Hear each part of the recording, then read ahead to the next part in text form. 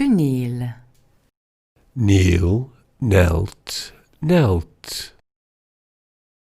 Kneel means to go down on one or both knees. This woman knelt to put flowers on her husband's grave. They have knelt to pray 4 times so far today. They kneel every time they pray. Their faith obliges them to kneel to pray. He's kneeling to tie his shoelace.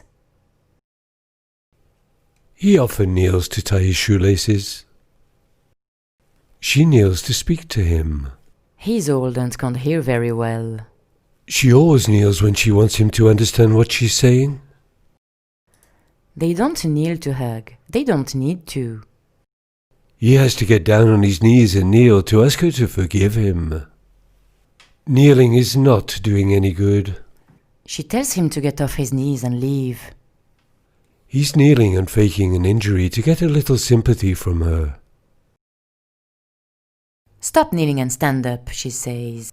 This coffee will get you off your knees. He's kneeling so she can climb on him to reach something on the ceiling. What has he got behind his back? Is it a good reason to kneel? He gets down on his knees and kneels. Will she accept or refuse? He can stop kneeling because his proposal does not interest her at all.